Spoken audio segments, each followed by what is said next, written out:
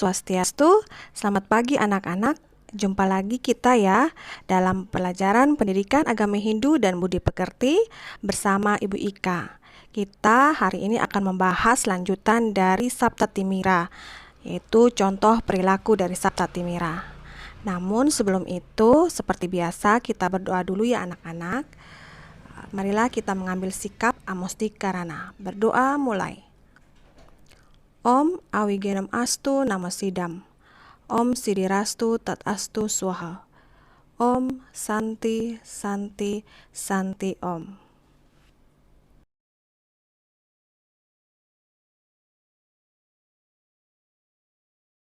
Baik anak-anak, minggu lalu kita sudah membahas tentang pengertian Sapta Timira dan bagian-bagian Sapta Timira.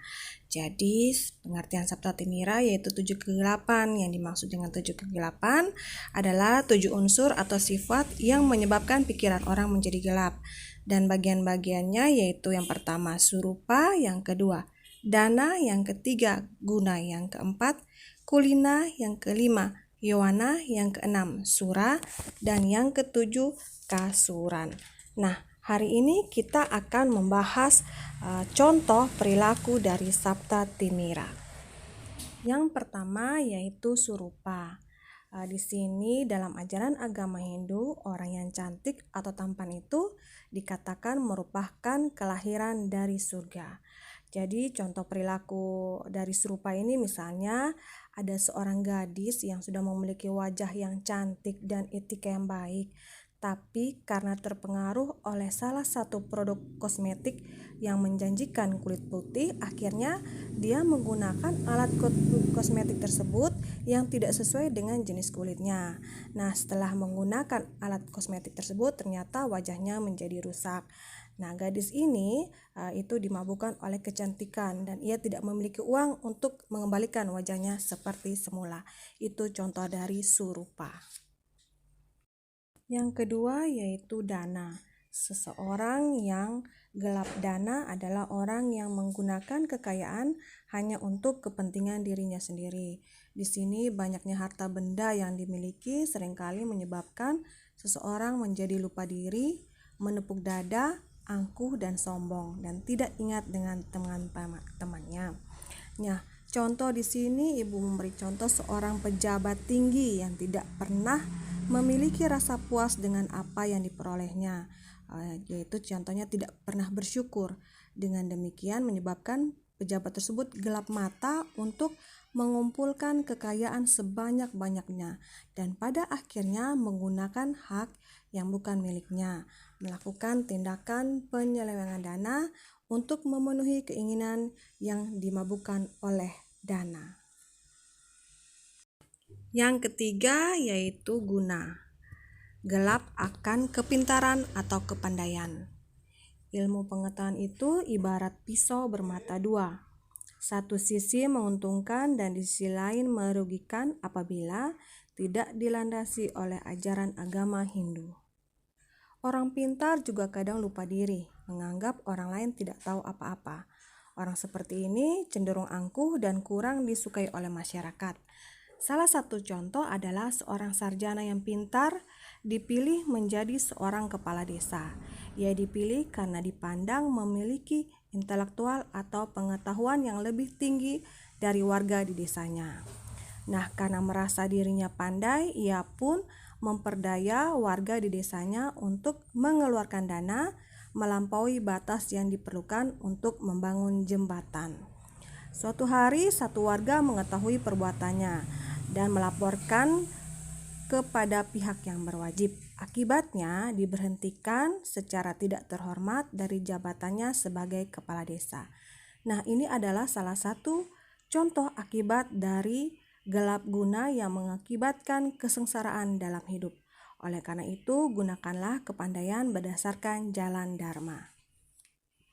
Yang keempat, kulina, yaitu gelap akan keturunan atau kebangsawanan. Orang-orang yang mengagungkan keturunan atau kebangsawanan dan menganggap orang lain lebih rendah sangatlah tidak baik. Agama mengajarkan agar setiap orang saling menghormati dan saling menghargai antar sesama makhluk hidup ciptaan ide Sang Hyang Widi.